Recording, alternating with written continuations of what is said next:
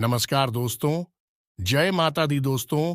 आप सभी का बहुत बहुत स्वागत है हमारे चैनल में। तो दोस्तों, ये वीडियो आप सभी के लिए बहुत खास और महत्वपूर्ण है, क्योंकि दोस्तों, ये वीडियो में आप सभी के जीवन से जुड़ी ऐसे महत्वपूर्ण राज्य हैं, चाहे जान क्यों ना चली जाए, पर एक बार इस वीडियो को जरूर देखना। तो चलिए शुरुआत एक कहानी से करेंगे, जो कि कहीं ना कहीं आपके जीवन से अवश्य ही जुड़ी हुई है। आपके आसपास या आपके स्वयं के घर परिवार में यह घटना अवश्य ही घट रही है। इस कहानी को ध्यान से सुने और फिर इस कहानी के बाद वीडियो के असली विषय पर हम चर्चा करेंगे, जो आपके जीवन में बेहद महत्वपूर्ण होने जा रहा है। तो मित्रों, वीडियो को ध्यान से देखें, शुरू से लेकर अंत तक देखें। बड़ी मेहनत से आपके लिए वीडियो तैयार किया गया है।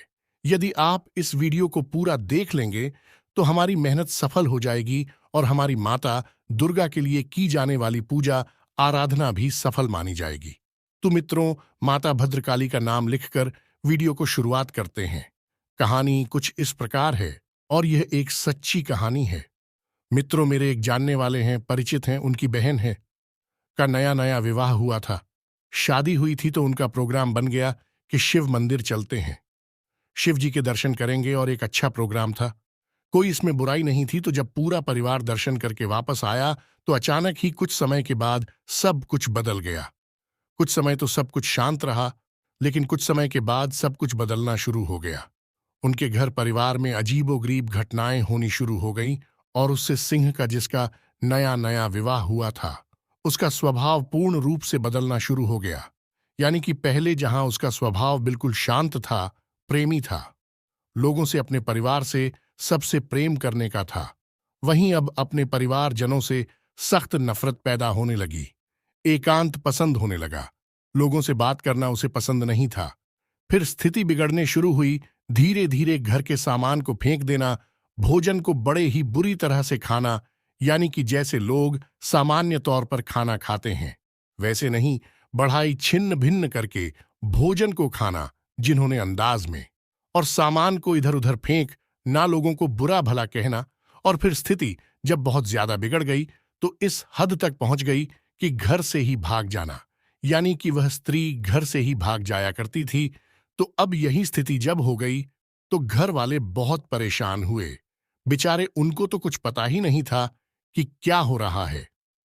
फिर उन्होंने जब संपर्क करना शुरू किया जाने वाले लोगों से, प्रकार की स्थितियों से जुड़े रहते थे, तो उनको फिर किसी ने सलाह दी और महिला के ऊपर प्रक्रिया शुरू की गई, तांत्रिक क्रियाएं शुरू की गईं। और बाद में जब उस दुष्ट आत्मा ने, जो उसके ऊपर हावी हो चुकी थी, उसने बोलना शुरू किया, तो सभी को चकित रह गए। जी, हमें तो ये एक ऐसी घटना थी जिसके बारे में किसी को अनुमान नहीं था। तो उसने बताया कि वह हजारों साल से भटकती हुई एक आत्मा है, जिसे अब तक किसी भी प्रकार का सुख प्राप्त नहीं हुआ है।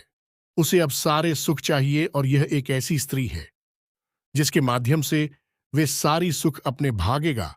तो जब उससे पूछा गया कि तुम्हें यह स्त्री के शरीर में प्रवेश कब मिला, जब तुम मेहंदीपुर बालाजी गए थे, तो वहां लौटते समय यह परिवार के लोग, एक पुलिया पर, छोटा पुल होता है, पुलिया पर रुकी थी, तो पुलिया के इस तरह यह स्त्री आकर बैठ गई थी, और वहीं पर मेरा निवास था। वह, मैंने इस स्त्री को देखा और मैं इसके पीछे लग गया, और उसके बाद फिर मैं इसके ऊपर हावी हो गया। तू जब यह सब पता चल गया तो उसके बाद फिर उसके ऊपर क्रियाकर्म किया गया। सारा कार्यक्रम करने के बाद में फिर उस दुष्ट आत्मा से उस स्त्री को मुक्त भी किया गया, और अब वही सुखी जीवन जी रही है। उसके ऊपर किसी भी प्रकार की बाधा नहीं है। तो मित्रों, यह जो कहानी मैंने आपको सुनाई है, यह कहानी एक वास्तविक कहानी है, और एक अच्छे वाले परिवार की बर्बाद होने की, नष्ट होने की कहानी है। बाद में उनका सब कुछ सामान्य हो गया, लेकिन उससे पहले उनकी बहुत ज्यादा हानि भी हो चुकी है। तो अब बात करते हैं कि यह कहानी हमें क्यों सुननी चाहिए। यह कहानी हमें इसीलिए सुननी चाहिए, मित्रों, की हमारे जीवन में भी कुछ परेशानी अवश्य चल रही है।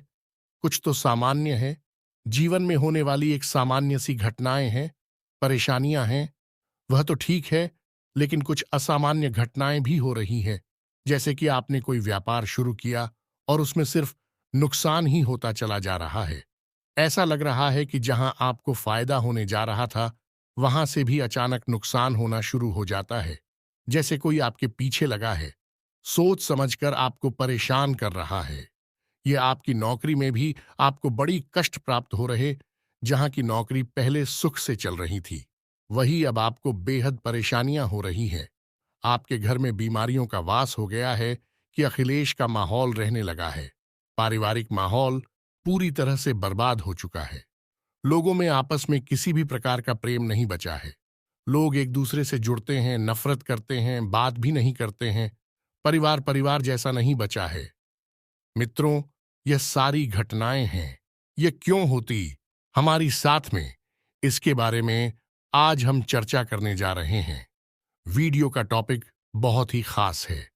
हर व्यक्ति के लिए यह खास है, क्योंकि हर व्यक्ति किसी न किसी प्रकार की बाधा से पीड़ित अवश्य है। और अत्यधिक बाधाओं से पीड़ित इंसान हमसे संपर्क करने की कोशिश भी करते हैं। उन्हें बाधाओं से मुक्ति भी दिलाई जाती है। तो फिलहाल हम चर्चा कर रहे हैं। तो सबसे पहले आपको बता देते हैं कि भूत होते क्या है। यह जानना हमारे लिए बेहद जरूरी है। तभी हम इनसे मुक्ति प्राप्त कर सकते हैं या इनके चंगुल में आने से बच सकते हैं। तो मित्रों, वीडियो को ध्यान से देखते रहे और समझने का प्रयास करें कि हम आपको क्या समझाना चाह रहे हैं। तो मित्रों, जो आत्मा होती है वही भूत होती है। हर इंसान मरने के बाद भूत बनता है। तो हमारे अंदर जो आत्मा निवास करती है उसी हम जीवात्मा कहते हैं। जब इंसान मर जाता है तो जो स्थूल शरीर है हमारा, वह नष्ट हो जाता है और हमारा सूक्ष्म शरीर बचा रह जाता है, जिसे हम प्रेतात्मा कहते हैं। जीवात्मा जिस शरीर में निवास करती है, स्थूल शरीर में इसकी उम्र 120 वर्ष होती है। लेकिन आत्मा शरीर में निवास करती है। उस शरीर की उम्र अनंत काल तक होती है या नहीं, वह हजारों लाखों वर्ष तक जीवित रह सकता है। और जब उस आत्मा को मुक्ति प्राप्त हो जाती है, वह आत्मा उस परम धाम में निवास करने लगती है। तो वह सूक्ष्म आत्मा बन जाती है, यानी कि उसकी उन्हें एक बार मृत्यु के सकते हैं। सूक्ष्म शरीर से भी वह बाहर निकल जाती है। फिर उसका इस संसार से कोई लेना देना नहीं होता। लेकिन जब तक वह आत्मा शुद्ध शरीफ में रहती है, तो उसे ही हम प्रेतात्मा या फिर बहुत कहते हैं। भटकते रहते उनकी अंदर भावनाएं तो होती हैं। उनके अंदर तमाम प्रकार के राग, द्वेष, क्रोध, भूख, प्यास, संभोग सुख की भावनाएं, इच्छाएं बांस, ना ही लोग सब कुछ होता है। लेकिन उनके पास तो शरीर नहीं होता है, तो हम उन्हें देख नहीं पाते हैं। अभी वायु से बने हुए होते हैं। जी हम मित्रों, आयुर्वेद के अनुसार है। यह शरीर जो होता है, जिसे हम स्वयं शरीर कहते हैं, यह 17 तत्वों से मिलकर बना होता है। हमारे ऋषि मुनियों ने इस विषय पर गहरी शोध किए हैं, गहरे विचार किए हैं। फिर उन्होंने ग्रंथों में इस जानकारी को हमें संरक्षित करके दिया है।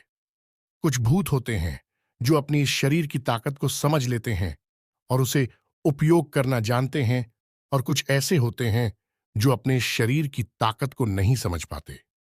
इसे आप ऐसे भी समझ सकते हैं जैसे कि हमारी स्थूल शरीर में भी बहुत शक्ति होती है, लेकिन उस शक्ति का इस्तेमाल करना कुछ लोग जानते हैं। जैसे कुछ पहलवान टाइप के लोग होते हैं जो कि अपनी शक्ति को बढ़ा लेते हैं, कई गुना बढ़ा लेते सामान इंसान से। और कुछ ऐसी होती है जो सामान्य जीवन जीते रहते हैं, अपनी दैनिक दिनचर्या को पूरा करने के लिए ही अपने शरीर का उपयोग करते रहते हैं। तो इसी प्रकार जो सूक्ष्म शरीर है, उस शरीर में रहने वाले लोग जुड़ते हैं जो आत्मा होती है। जब उस शरीर की ताकत को पहचान जाते हैं, तो फिर हुए उपद्रव मचाना शुरू करते हैं, अपनी इच्छाओं की पूर्ति करना शुरू करते हैं।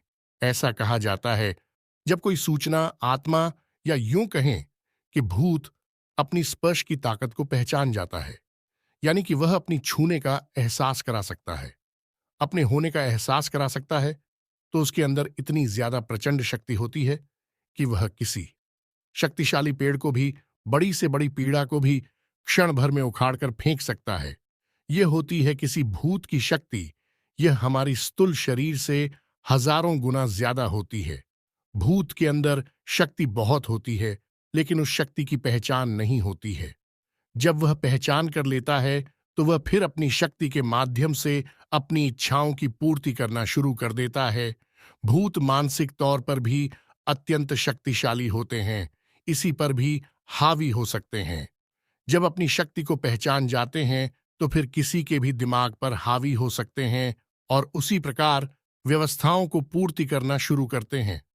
मित्रों, कुछ भूत या कुछ जीवात्मा है जो उसे शमशरी में रहती हैं, भी अच्छी भी होती हैं, जो मरने के बाद अच्छे अच्छे कर्म करती हैं, लोगों की इच्छा पूर्ति में मदद करती हैं, जिन्हें हम पीर फकीर बाबा कहते हैं, इस सिद्ध बाबा कहते हैं। इनकी छोटी छोटी स्थान भी बनाए जाते हैं, इनकी पूजा आराधना भी की जाती है, लोग इनकी पूजा करते हैं, मनोकामना की पूर्ति होती है, लोगों को लाभ प्राप्त होता है। ऐसी आत्माएं बड़ी सहायक होती हैं और अपनी मुक्ति के मार्ग को भी प्रशस्त करती हैं, लोगों की मदद करने के माध्यम से। लेकिन कुछ दुष्ट आत्माएं होती हैं जो लोगों के माध्यम से अपनी इच्छाओं की पूर्ति करना चाहती हैं, तो हमें उन्हीं आत्माओं से बचना है। तो भी तो सबसे पहले हम जानते हैं कि ऐसी आत्माएं हमारे ऊपर हावी कब होती हैं, किस जगह पर होती हैं, क्या स्थिति होती है जब ऐसी आत्माएं हमारी शरीफ पर हावी हो जाती हैं और हमारा बिना शुरू हो जाता है।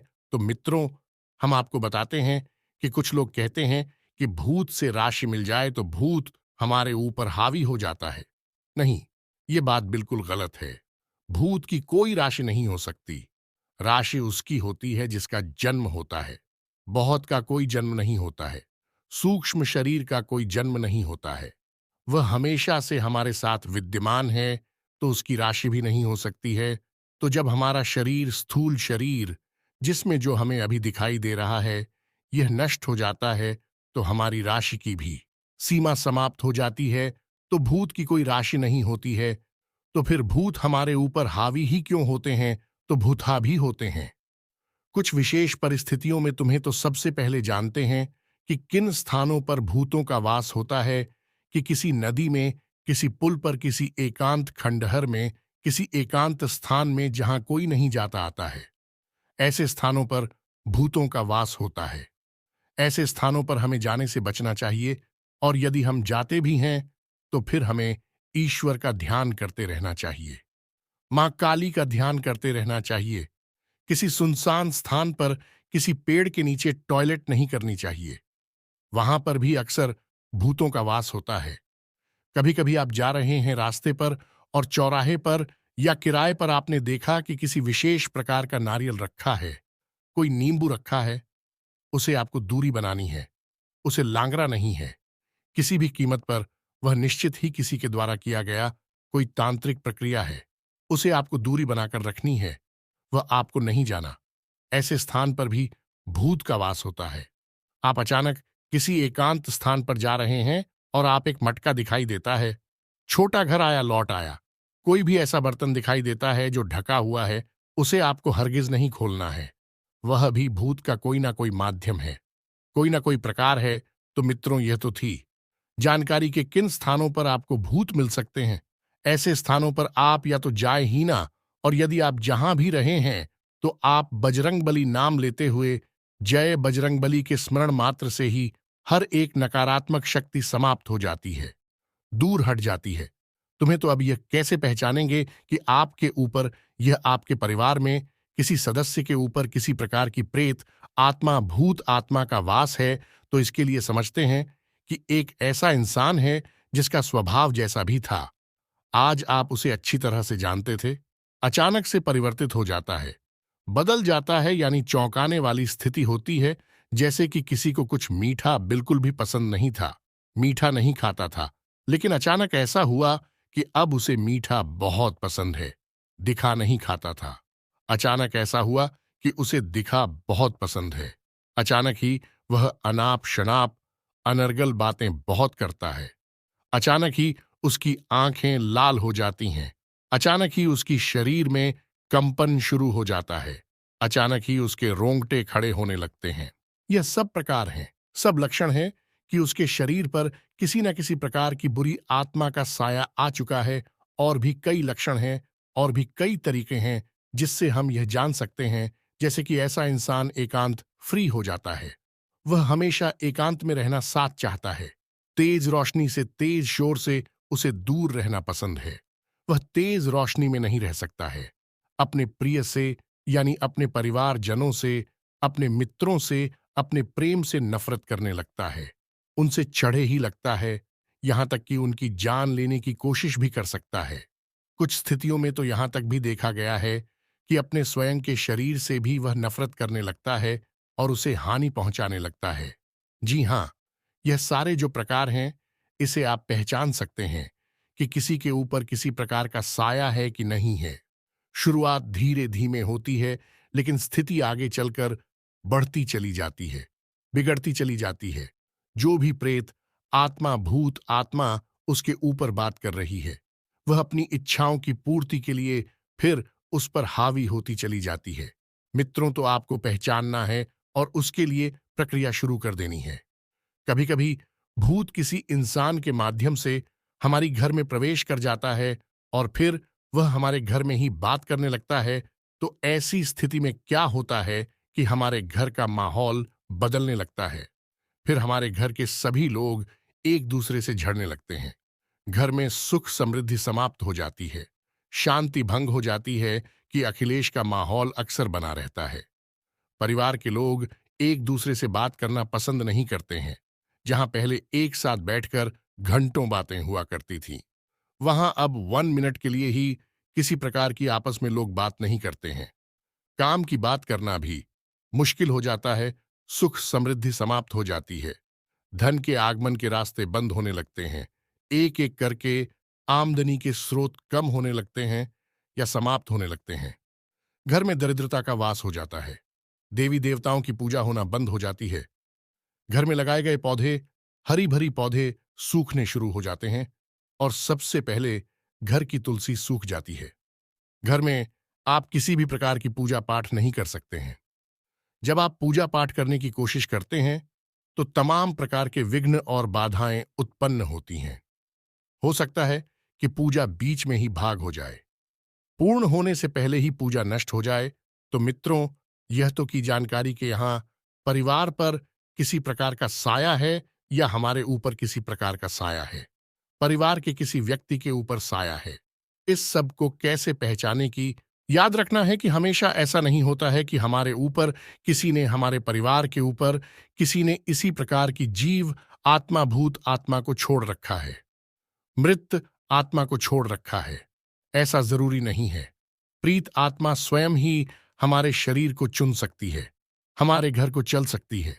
किसी ने किया नहीं है तब भी, क्योंकि बहुत से लोग ऐसा कहते हैं कि हमारी तो किसी से दुश्मनी ही नहीं है, हम तो इतने अमीर भी नहीं हैं, रईस भी नहीं, हमारा तो बड़ा ही सामान्य सा जीवन है, फिर लोग हमसे क्यों जुड़ेंगे, लोग हमारे ऊपर तांत्रिक क्रिया क्यों करेंगे। हमारी तो किसी से दुश्मनी नहीं, हमारा तो सबसे प्रेम मिलाप है, अच्छा है, रिश्ता नाता बढ़िया चल रहा है। तो मित्रों, ऐसी स्थिति जरूरी नहीं है कि किसी ने आपके ऊपर बनाई हो। भूत स्वयं ही आपके घर में प्रवेश कर सकता है। भूत स्वयं ही आपके परिवार के किसी सदस्य पर हावी हो सकता है। जी, हमें चुप है, उसकी स्वयं की इच्छा भी हो सकती है। तो मित्रों, अब आप खुद ही समझ जाइए कि क्या आपके परिवार में ऐसी स्थिति चल रही है। बेरोजगारी बढ़ रही है, जो कि योग युवा है, उनकी ना तो रोजगार प्राप्त हो पा रहा है, ना ही विवाह हो पा रहा है। घर के लोगों की बुद्धि भ्रष्ट हो चुकी है, काम में मन नहीं लगता है, उलझुल गतिविधियां पड़ने लगी हैं, जैसे जुआ, शराब आदि की गतिविधियां बढ़ने लगी हैं, व्यसन बढ़ने लगे हैं, माहौल खराब होने लगा है। यदि ऐसा कुछ आपके साथ हो रहा है तो निश्चित ही आपके घर में किसी प्रकार की बुरी आत्मा का साया है। अब इस स्थिति में आपको क्या करना है, तो आपके लिए हम बता रहे हैं कुछ भी हदीस शक्तिशाली और बहुत ही सरल उपाय। जी हां मित्र, कुछ लोग कहते हैं कि अगर आपको लगे किसी के ऊपर भूत का साया है